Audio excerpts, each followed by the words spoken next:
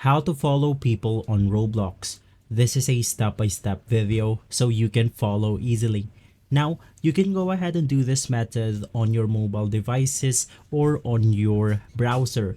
But basically, once inside, all you have to do is to go ahead and navigate through the search button, and from here you then want to type the player's name or username on the search because we want to head over to their profile icon.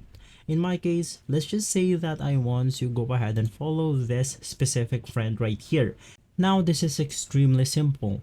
Once inside a profile icon right here, all you have to do is to go ahead and navigate through the three dots at the corner of their profile. Because as you can go ahead and see, there's no button to go ahead and follow this specific profile.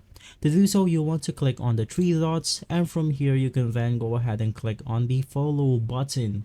So guys, if this video has been helpful for you, please consider by liking and subscribing. I'll see you again next time. Thank you.